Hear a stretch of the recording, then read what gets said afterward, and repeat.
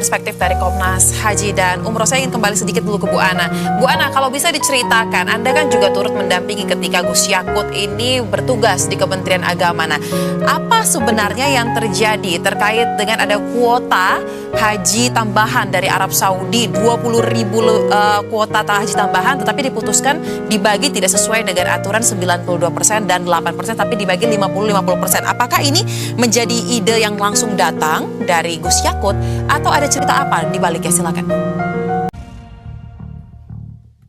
Dan untuk membahas terkait dengan kasus ini lebih lanjut lagi pemirsa, kita telah terhubung dengan sejumlah narasumber, baik itu yang bergabung melalui sambungan virtual dan juga yang hadir di studio Semesta BTV. Sudah ada Ketua Komnas Haji dan Umroh Mustoli Siraj. Halo, selamat malam. Selamat malam. Apa kabar? Mbak Sosa. Alhamdulillah baik. Alhamdulillah. Kemudian ada juga penyidik KPK tahun 2013, Mas Jody Purnomo. Apa kabar, Mas? Alhamdulillah baik. Alhamdulillah baik. Dan yang bergabung melalui sambungan virtual, pemirsa, sudah ada Ana Hasbi selaku juru bicara mantan Menteri Agama Yakut Khalil Qomas melalui sambungan virtual Zoom. Selamat malam, Bu Ana. Apa kabar? Selamat malam, kabar baik. Baik, terima kasih telah meluangkan waktunya bergabung bersama kami di Berita Satu Utama. Nah, saya ingin ke Bu Ana terlebih dahulu nih.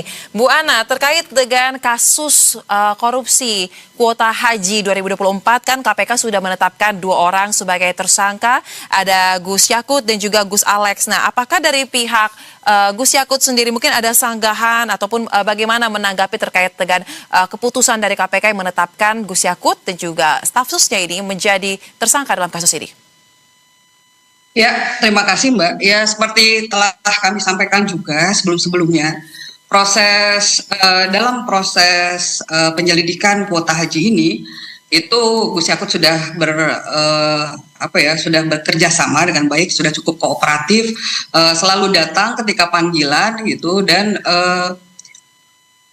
pas saat penetapan tersangka juga kami ya menghormati saja proses hukum selama ini gitu ya. Itu kan cermin bahwa kami itu ingin mengikuti proses ini dan berharap agar proses ini berlangsung secara adil dan objektif gitu. Jadi ya itu tanggapan saya. Baik, jadi memang sudah dirasa dari pihak Gus Yakut sendiri berusaha untuk kooperatif dan memang sudah dilakukan ya, setiap ada pemanggilan selalu hadir ya. Dan untuk terkait dengan proses diserahkan sesuai dengan aturan yang berlaku. Nah, bicara mengenai proses, sudah ada Mas Yudi. Ya. Mas Yudi, kalau kita lihat kan sampai dengan saat ini baru ada 2 tersangka ya. Betul. Dalam kasus korupsi kuota haji. Ya. Tetapi sepanjang pengalaman Anda menangani kasus-kasus yang ada di KPK, dalam kasus yang sebesar ini dengan kerugian negara, kalau tidak salah mungkin bisa dikoreksi, terkait dengan angkanya ini belum final ya, belum ada pasti ya. Nah, apakah mungkin hanya ada 2 orang tersangka dan biasanya strukturnya itu tuh disidiknya itu tuh akan dari mana sih kalau jika sudah kepalanya nih ditangkap nih menterinya? Silakan. Ya, kalau dalam pelaku tindak pidana korupsi kan tentu secara simptom adalah kejahatan yang tidak dilakukan oleh sendiri-sendiri ya. Tentu bersama-sama, dan dalam kasus-kasus yang sering saya tangani yang gak hanya 1 ya, bisa 2, 3, bahkan dalam kasus-kasus besar seperti DPRD bisa sampai ratusan seperti itu dalam satu kasus ya. Nah, kalau dalam kasusnya kuota haji ini kan memang ada yang menarik ya, ketika KPK dari kasus penyelidikan ke penyidikan itu mereka tidak langsung menetapkan siapa tersangkanya. Betul. Tetapi menaikkan penyidikan tanpa nama tersangka, namun ada 3 orang yang dicekal. Ya, ini kan juga bagi saya sangat menarik. Itu yang pertama.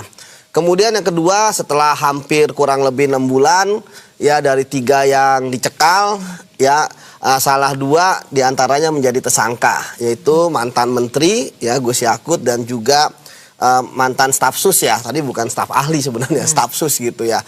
Ini yang menarik ya, dari apa yang disampaikan oleh KPK, konstruksinya memang KPK langsung ya ke pucuknya ya. Mereka tidak lagi makan bubur, investigasinya ya makan bubur panas dari pinggir langsung ke tengah. Tetapi langsung ke menterinya. Nah, ketika langsung ke menterinya, saya melihat ada satu hal yang sangat penting, bahwa KPK menitik beratkan dari pembagian kuota. Ya, bahwa KPK mengambil titik krusial di situ, bahwa pembagian kuota harusnya 92% dan 8%. Ya, itu kan standingnya KPK ya. Itu yang pertama. Kemudian yang kedua, terkait dengan tersangka yang kedua, ya saya melihat bahwa KPK sebenarnya harus mencari ya di mana kewenangannya, karena kan stafsus itu dalam suatu kementerian itu kan celahnya itu agak karena dia tidak punya kewenangan ya. Jadi celahnya itu harus dan saya pikir celah-celah seperti inilah yang harus diperkuat oleh KPK. Karena pasti akan menjadi hal yang krusial untuk didebatkan. Tapi setidaknya ya alhamdulillah setelah ini KPK ada tersangkanya juga gitu kan, ya, setelah berapa bulan ini. Karena memang kita pun juga terkejut ketika KPK naikin ke kasusnya. Kemudian yang kedua ya terkait dengan audit ya, audit dari BPK yang sampai saat ini ternyata KPK masih mengatakan finalisasi. Memang bagi saya ketika finalisasi ya artinya sebenarnya tidak perlu menunggu waktu, ya pasti akan keluar. Karena berbeda dengan ketika dihitung. Ketika bila KPK bilang masih dihitung, artinya suasana kebatinan pada saat itu antara penyidik dan auditor itu masih ada diskusi terkait dengan metodologi, hasilnya seperti apa. Tapi kalau udah finalisasi, saya pikir dokumen-dokumen dan sebagainya dari penyidik sudah menyampaikan kepada BPK dan BPK pun juga sudah tinggal menghitung. Nah, apakah nanti ya itu adalah real cost ataupun total loss dan sebagainya, itu pasti akan menjadi perdebatan. Karena kan KPK kan kalau informasi kan kurang lebih 1 triliun seperti itu. Dan katanya sudah ada pengembalian-pengembalian dan sebagainya. Namun bagi saya hal yang penting ya, suasana kebatinan hukum saat ini, bahwa dalam pasal ketika KPK menggunakan pasal 2 ayat 1 dan pasal 3 kerugian keuangan negara, KPK memang harus memperkuat terutama apakah ada aliran dana atau tidak gitu ya. Kalau tidak, ada beberapa kasus ya yang menjadi perdebatan di publik ya terkait dengan aliran dana. Seperti itu, Mbak Soja. Baik, nah sebelum kita mendalami kepada perspektif dari Komnas Haji dan Umroh, saya ingin kembali sedikit dulu ke Bu Ana. Bu Ana, kalau bisa diceritakan, Anda kan juga turut mendampingi ketika Gus Yakut ini bertugas di Kementerian Agama. Nah, apa sebenarnya yang terjadi terkait dengan ada kuota haji tambahan dari Arab Saudi, 20.000 kuota haji tambahan, tetapi diputuskan dibagi tidak sesuai dengan aturan 92% dan 8%, tapi dibagi 50-50%. Apakah ini menjadi ide yang langsung datang dari Gus Yakut atau ada cerita apa di baliknya? Silakan. Oke, terima kasih telah bertanya seperti itu. Apalagi Anda bilang bahwa seolah-olah kuota itu harus dibagi 92 dan 8. Saya tegaskan sekali lagi, ini juga saya tadi melihat video klip dari KPK, Direktur Penyidikan, itu saat menjelaskan konferensi pers, itu berpegang pada pasal 64 ini, kan Undang-Undang Haji nomor 8 tahun 2019. Nah, saya ingin menjelaskan sekali lagi, bahwa keharusan pembagian 92 dan 8 ini berlaku untuk kuota dasar. Dan itu sudah dilakukan. Ya, jadi kita tidak boleh menafikan pasal 9. Seperti tadi Pak Yudi Purnomo bilang bahwa ini kan arahnya misalnya karena ditangkap dari pucuk. Nah, ini juga hal yang sangat istimewa dalam kasus yang ditangani KPK selama ini. Ya, ada beberapa keistimewaan ya, dalam kasus Gus Yakut saya lihat. Gitu. Pertama, sprindik umum tapi dia sudah mendapat pencekalan. Itu sebetulnya sebuah ketidakadilan gitu. Itu tidak pernah gitu terjadi ada pencekalan saat sprindiknya masih umum. Lalu seperti tadi disampaikan oleh Pak Yudi juga langsung dari penyidikan dari penyelidikan ke penyidikan gitu kan masih sprindik umum gitu tanpa tersangka. Lalu saat penetapan tersangka tidak ada 2 alat bukti gitu ya. Jadi tidak ada misalnya aliran dana seperti yang disampaikan Yudi Purnomo juga sebetulnya tidak ada. Lalu soal kerugian 1 triliun sampai sekarang saya lihat baik KPK maupun BPK itu masih berbeda pendapat soal sebetulnya apa yang menjadi kerugian negara. Nah, kalau kita bicara soal kuota tambahan gitu ya, tadi ada haji reguler, haji khusus. Nih, ada 2 pasal yang berbeda. Kalau misalnya haji untuk kuota dasar gitu ya, dia itu 92 dan 8 itu sudah dilakukan. Di tahun 2003 ada KMA-nya. Jadi untuk kuota dasar itu 203 ribuan itu jemaah reguler, lalu sekitar 17.000 itu jemaah khusus. Nah, ketika kuota tambahan datang di Januari 2024, maka yang berlaku adalah pasal 9 bahwa ada kewenangan menteri ya. Jadi pasal 9 memberikan wewenang atributif untuk menteri menetapkan kuota haji tambahan. Jadi ini bukan ide yang tiba-tiba gitu ya. Karena memang tambahan memang dia harus mengikuti dinamika lapangan. Dan berkali-kali sejak dulu ketika saya menjelaskan masalah Mina itu menjadi krusial. Nah, mungkin Pak Mustolih juga sebagai dari Komnas Haji ingat gitu tahun 2023 gitu ya, kita punya banyak lesson learned gitu, dan itu diterapkan gitu ya. Lesson learned dari 2023 itu diterapkan di 2024. Itu sebabnya pembagian kuota tambahan untuk 2024 kita lakukan secara hati-hati gitu ya, dengan prudent gitu ya, karena kita ingin menjamin keselamatan gitu ya, karena di atas segalanya itu keselamatan jiwa manusia itu adalah yang paling tinggi saat kita mengambil kebijakan gitu ya. Jadi kalau dibilang misalnya itu menyalahi undang-undang, kita harus berdebat di situ dulu gitu. Nah, kalau kita misalnya bicara soal kebijakan gitu ya, tentu ini kan ada perspektif. Kami berpendapat bahwa pasal 9 itu menjadi dasar yang kuat untuk pembagian kuota tambahan, karena di tahun-tahun sebelumnya, di tahun 2023 saat raker dengan Komisi 8 pun itu bahkan Komisi 8 DPR sendiri juga menganjurkan ya, dia belajar dari 2023 ketika serapannya rendah. Komisi 8 itu anggota Komisi 8 baik dari Golkar, dari PKB itu juga menganjurkan agar Kementerian Agama jangan malu-malu mengalihkan kuota haji khusus haji reguler ke haji khusus. Itu sudah disampaikan. Artinya pasal 9 itu sah, ada di undang-undang dan sah, dan itu legal menurut undang-undang pembagian 2020 itu. Jadi tidak ada perbuatan melawan hukum dalam pembagian kuota haji tambahan gitu. Jadi kita harus membedakan mana kuota haji yang dasar dan mana yang tambahan gitu. Kenapa?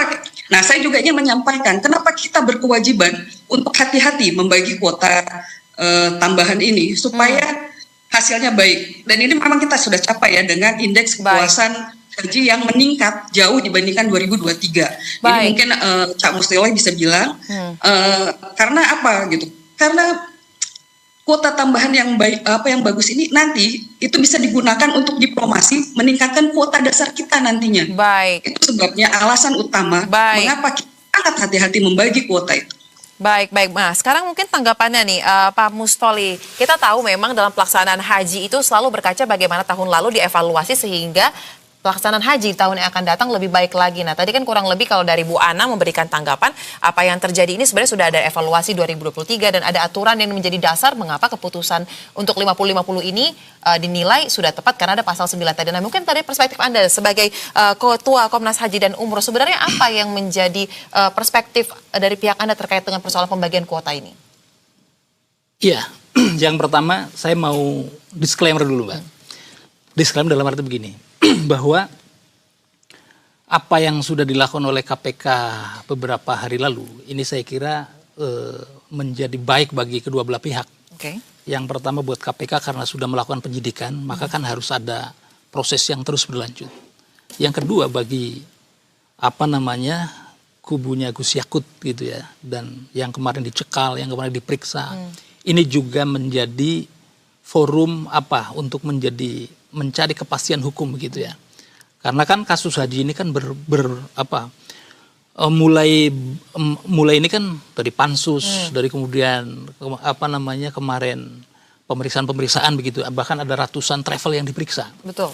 Sehingga saya kira ini menjadi momentum untuk kedua belah pihak membuktikan. KPK harus membuktikan dengan sangkaannya, dan kemudian tadi yang disebut oleh Bu Ana begitu ya, sebagai juru bicara Gus Yakut tentu untuk membuktikan bahwa apa yang dituduhkan KPK tadi misalnya tidak benar, ada pasal 9, itu juga menjadi forum yang baik begitu ya. Dan tapi satu hal memang Gus Yakut saya kira cukup sangat kooperatif dengan situasi hari ini begitu ya. Nah, saya mau menyatakan terkait dengan soal kuota.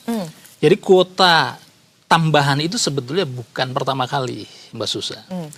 Kita pernah punya misalnya kuota itu tambahan itu 2019 kita diberi tambahan kuota. 2019, kemudian 2020, 2021 itu kan tidak ada haji karena pandemi.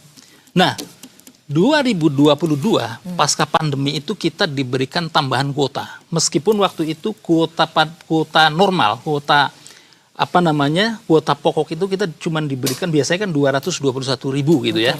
Tapi di tahun 2022 kita cuma diberikan 100.050 gitu ya. Nah tiba-tiba kemudian saya masih ingat itu H-1 bulan, kemudian Arab Saudi memberikan kuota tambahan sekitar 10.000. Tapi kuota itu kemudian tidak diambil oleh pemerintah kita dengan alasan karena mengurusi haji itu kan tidak bisa serta-merta mendadak. Betul. Harus ada persiapan pengadaan catering, transportasi, bus solawat, pesawat terbang, dan lain-lain. Nah, memang nanti perdebatannya itu saya akan menduga, Mas Yui ya, itu ada di 2 titik. Yang pertama adalah dasar hukum yang digunakan oleh KPK, kan pasal 64.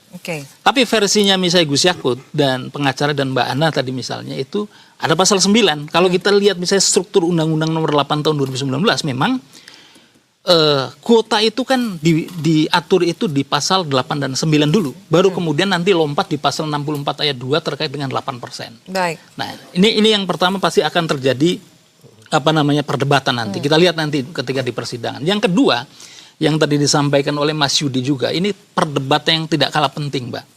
Karena pasal 2 dan 3 itu, Mas Yudi ya, itu kan mensyaratkan ada kerugian negara ya. Betul. Nah, pertanyaannya adalah apakah kuota itu kerugian negara? Nah, nanti larinya apakah dana haji itu adalah uang negara? Nah, kalau kita lihat misalnya ada undang-undang yang mengatur secara khusus tentang keuangan haji, yaitu Undang-Undang Nomor 34 Tahun 2014 tentang keuangan haji. Di situ jelas yang namanya keuangan haji itu sama sekali tidak ada unsur APBN.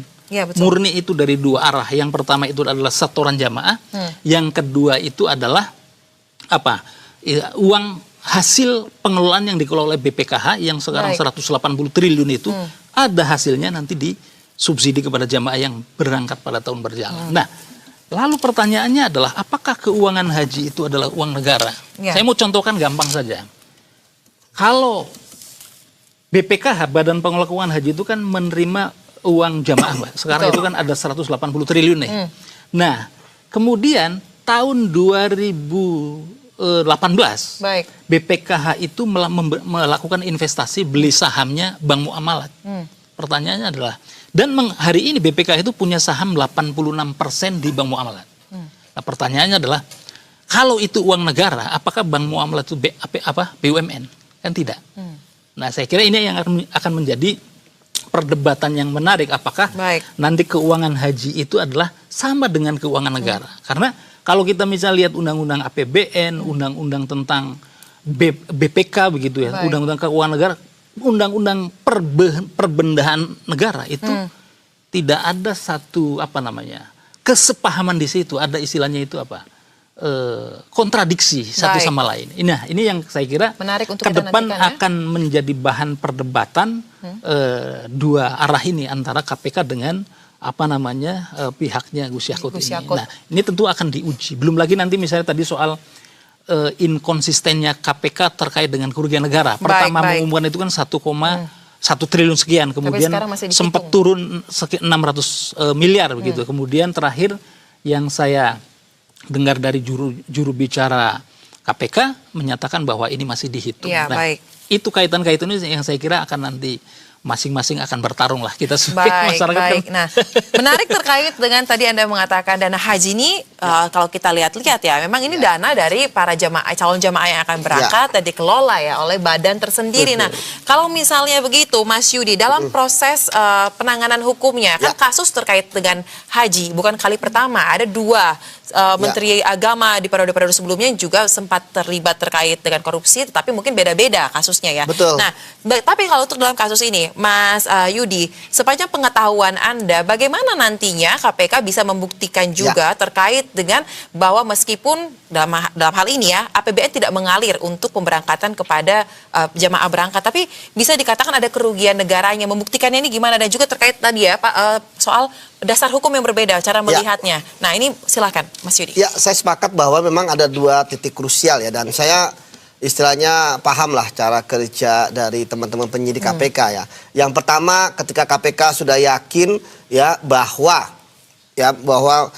terkait dengan aturan ya, mereka menyatakan harusnya 92% buat reguler, 8% buat khusus, ya tentu sudah memeriksa saksi, ya, baik saksi di Kementerian Agama, saksi-saksi tempat lain dan sebagainya. Yang kedua, ahli. Pasti ahli sudah diperiksa. Ya tentu kan ahli juga bisa berbeda-beda ya. Nanti pihak dari Gus Yakut atau Gus Alex juga pasti akan mengajukan ahli yang menyatakan bahwa mereka benar gitu. Tapi untuk saat ini ya tentu KPK sudah memeriksa ahli yang memperkuat hipotesis mereka. Itu yang pertama terkait dengan aturan ya, legalitas ya, karena memang legalitas itu pasti perdebatan panjang karena kalau ada 10 ahli hukum berkumpul bisa ada 15 pendapat gitu ya. Tapi tentu bukti-bukti dan sebagainya pasti sudah dikumpulkan KPK. Kemudian yang kedua terkait bahwa apakah kuota haji ini merupakan keuangan negara dan sebagainya. Berdasarkan apa yang saya analisis ya dari yang disampaikan oleh KPK, saya melihat bahwa KPK menyatakan dengan tegas ini adalah keuangan negara. Maka mereka yang menarik adalah berani pakai pasal 2 ayat 1 dan pasal 3. Saya waktu itu sebenarnya lebih setuju kalau misalnya ada terkait jual beli kota, kenapa nggak pasal suap ya atau pasal pemerasan. Tetapi kemudian dari apa yang disampaikan oleh KPK, saya menganalisis ada satu hal penting di situ titiknya terkait dengan keuangan negara. KPK menganggap dari hasil penyidikan mereka ternyata kuota haji itu adalah bagian dari keuangan negara yang ada di, kalau tidak salah di Undang-Undang Keuangan Negara ada fasilitas negara. Jadi 20.000 ini kan diberikan oleh Arab Saudi kepada Indonesia. Ini kan sebenarnya Arab Saudi kan tidak melihat ya apakah khusus, apakah reguler dan sebagainya, karena semua diserahkan kepada Indonesia kan untuk membagi gitu. Nah, KPK kemudian mengatakan yakin bahwa ini terkait dengan bahwa fasilitas yang diberikan oleh negara lain ya itu merupakan fasilitas negara dan ada keuangan negara di situ. Itu yang pertama. Kemudian yang kedua, ya memang ini yang menarik ya, cara menghitungnya pasti bagi saya agak sangat rumit ya. Terutama misalnya bagaimana ketika ada seorang jamaah haji ya, kemudian dia tahun ini daftar, dia berangkat ya. Bagaimana misalnya harusnya ketika dia 8 tahun lagi berangkat. Ya kan tentu harus dihitung ya kan modalnya dan sebagainya. Makanya itu menurut saya agak lama. Itu yang pertama. Kemudian yang kedua, saya melihat bahwa KPK kenapa mengambil ya uang-uang hasil keuntungan dari travel.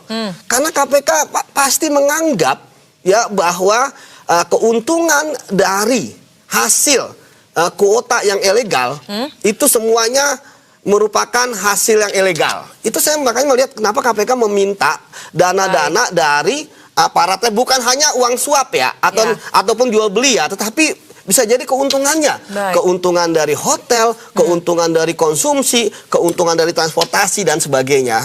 Jadi memang sangat menarik ya, makanya saya ingin segera kasus ini segera dibawa persidangan. Jadi biar kelihatan secara jelas. Karena ini kan juga pertama kali KPK benar-benar seperti katakan oleh Pak Mustoli ya, bahwa ini kan bukan memakai keuangan negara yang benar-benar kelihatan. Ini kan debatable, fasilitas itu bagi saya debatable memang. Ya walaupun ada di keuangan negara, tapi debatable karena tidak jelas secara fakta dan sebagainya. Orang bisa berasumsi, wah kan nggak ada uang negara, uang jamaah gitu kan. Jadi memang ini tipis sekali seperti itu. Baik, nah karena justru itu maka ketika babak baru dalam kasus ini sudah di depan mata, kita melihat bagaimana masing-masing pihak ini membuktikan argumennya, membuktikan apa yang mereka pegang bahwa memang sudah ada bukti yang nyata, baik itu secara hukum dan juga secara hasil dari di lapangannya ya. Nah, lantas Bu Ana, kan sampai dengan saat ini Gus Yakut belum ditahan ya. Bagaimana komunikasi terakhir Anda dengan beliau dan apakah sudah disusun juga mungkin terkait dengan langkah hukum yang akan dilakukan serta menyiapkan terkait dengan bukti-bukti yang nantinya akan disampaikan kepada publik juga ketika memang sudah akan lanjut ke meja hijau? Silakan. Iya, terima kasih. Sebetulnya saat ini kami justru sedang menunggu juga apakah KPK punya bukti. Karena biasanya penetapan tersangka itu kan harus menyertakan minimal 2 bukti yang terang seterang cahaya. Gitu. Jadi kalau untuk pembuktian sebetulnya seharusnya saat penetapan tersangka itu KPK sudah mengajukan itu 2 bukti itu. Lalu saya sedikit koreksi soal bahwa Saudi tidak melihat perbedaan antara reguler ya, tadi seperti Pak Yudi Purnomo bilang. Itu salah ya Mas Yudi ya. Jadi dalam MOU itu sudah jelas dituliskan oleh Saudi berapa dia tidak bilang khusus dan haji reguler, tapi dia bilang haji done through the office of haji, artinya kantor resmi sama private entities, itu jelas, itu sudah ada. Nah, itu ada di MOU dan itulah yang menjadi dasar pembuatan KMA gitu. Itu dia yang dan orang-orang juga tidak paham gitu bahwa MOU itu harusnya menjadi Pacta Sunt Servanda. Gitu. Itu adalah mengikat dua negara, bahkan keputusan SK Menteri pun tidak bisa mengubahnya. Gitu. Jadi bukan KMA-nya. Gitu. KMA itu harus dilihat. Baik. SK Menteri itu didasarkan pada MOU. Itu kuncinya. Gitu. Jadi MOU itu perjanjian bilateral dua negara yang sangat penting. Gitu ya. Jadi tidak bisa diabaikan begitu saja. Lalu bicara soal pengembalian keuntungan itu juga aneh. Biasanya pengembalian keuntungan itu kalau suatu kasus sudah ditetapkan ada keputusan hukum yang inkrah, gitu kan, yang kekuatan hukum. Tapi ini belum, ini hanya imbauan. Jadi dari sini saya lihat sejak awal ada kegamangan dari KPK. Tapi KPK sudah melempar pertama soal tuduhan 1 triliun dengan angka fantastis 1 triliun, tapi sampai detik ini tidak bisa dibuktikan. Baik. Lalu ada fakta bahwa kerugian negara itu masih debatable, bahkan Pak Yudi sendiri mengakui bahwa kerugian negara itu harusnya menggunakan keuangan negara, dan dalam Undang-Undang Nomor 4 itu sudah jelas bahwa jamaah haji itu undang-undang gitu. Kalau misalnya itu kita bilang jamaah haji bukan uang negara, maka itu yang justru perbuatan melawan hukumnya itu gitu, karena ada undang-undang yang menjelaskan bahwa keuangan haji itu bukan keuangan negara. Itu jelas sekali pasalnya. Nah gitu, jadi saat ini memang tim hukum kami ya sedang masih berdiskusi, karena kami juga menunggu bukti apa yang bisa disampaikan oleh KPK, karena kan misalnya untuk kerugian 1 triliun dari BPK misalnya, saya harus ingatkan bahwa laporan keuangan BPK tahun 2025 tentang pelaksanaan haji 2024 itu justru menemukan efisiensi sebesar 610 miliar. Gitu ya. Jadi tidak mungkin ketika sesuatu yang hemat 610 miliar itu menjadi rugi 1 triliun. Itu menurut saya semua logika-logika yang sangat tidak mungkin, dan menurut saya sekarang Gus Yakut itu tidak diperlakukan adil atau sama dengan kasus-kasus yang lainnya. Baik, memang kalau kita berbicara mengenai terkait dengan angka apalagi ya, ini masih menunggu ya. Oleh karena itu sikap dari timnya Gus Yakut mungkin masih akan menyusun sambil menunggu bagaimana nantinya dari pihak KPK mengungkapkan terkait dengan angka dan juga alat bukti yang akan disampaikan terkait dengan penetapan tersangka ini. Nah, karena waktu kita terbatas, saya berikan kesempatan mungkin kepada Pak Mustoli, karena ini masih debatable, ada sejumlah dasar hukum dan juga terkait dengan angka yang masih bisa ditarik-menarik nih antara kedua belah pihak. Kira-kira menurut Komnas Haji dan juga Umroh, apa ya kira-kira yang menjadi catatan untuk kedepannya terkait dengan pengalokasian kuota haji ini tidak lagi menjadi suatu soal dan bisa diperbaiki, baik itu dari sisi hukum ataupun dari sisi operasional? Singkat saja silakan. Undang-Undang 8 tahun 2019 khususnya pasal 8 dan 9 Mbak Souza itu direvisi oleh Undang-Undang Nomor 14 tahun 2025. Nah, jadi dulu itu di Undang-Undang 8 2019 kewenangan DPR terkait haji itu cuma satu. Yaitu menyetujui adanya persetujuan DPR terkait dengan BPIH, biaya penyelenggaraan ibadah. Yang lainnya menurut Undang-Undang 8 2019 itu adalah kewenangan menteri. Salah satunya adalah terkait dengan pembagian kuota, ya kan? Nah, tapi dengan adanya peristiwa yang pansus kemudian sekarang sedang digarap oleh KPK ini, kemudian Undang-Undang pasal 8 dan 9 itu direvisi. Sekarang kalau ada kuota tambahan Mas Yogi, itu harus ada persetujuan DPR. Baik. Ada supervisi. Nah, tapi maksud saya ini kan belum clear nih, sehingga saya kira Mbak Ana dan kemudian timnya Gus Yakut, saya kira ada banyak hal yang bisa di-challenge begitu. Bahwa kemudian nanti ada prosedur bahwa Gus Yakut nanti ditahan, begitu ya. Itu kan kuhapnya itu proses. Tapi saya kira ada banyak catatan yang kita sama-sama, karena betul kata Mas Yudi tadi, yang bilang bahwa kalau yang korupsi itu di BUMN, itu clear, ya kan? Kalau dia itu adalah pejabat negara, misalnya uangnya uang APBN atau APBD, itu clear. Nah, ini adalah keuangan haji yang kalau tadi misalnya diperluas lagi, kalau misalnya logika yang tadi dibangun KPK misalnya, karena kuota ini adalah fasilitas negara, nanti ini akan bisa meluas, Mbak. Furoda juga kalau di Undang-Undang 8 2019 itu Arab Saudi memberikan kuota visa mujamalah, Baik. tapi izinnya itu harus lewat menteri. Dan Baik. nanti yang jualan travel yang jualan furoda tahun-tahun lalu misal yang Baik. 900 juta 700 nanti bisa kena. Baik, jadi menarik ya perbaikan harus dilakukan. Terakhir, ya. ya sebenarnya cara untuk mencari apakah KPK bisa menemukan dua bukti yang cukup itu ya dengan pra-peradilan. Ya. Karena pra-peradilan itu kan bisa membuka, karena formil. Ya, Tentu baik. KPK tidak akan menyerahkan pada tersangka kalau nggak di-praper gitu kan. Baik, tapi karena memang kita masih belum tahu ya bagaimana kelanjutannya, so, kita harapkan diskusi ini juga menjadi perhatian ya bagi para pihak terkait agar kasus ini bisa segera selesai ya. Kita tidak lagi menggantung dan proses hukumnya juga bisa berjalan dengan baik. Sayang sekali Bapak-bapak waktu kita terbatas. Kita akan lanjutkan di lain kesempatan lagi. Terima kasih juga Bu Ana yang telah bergabung melalui sambungan virtual. Salam sehat, selamat kembali beraktivitas.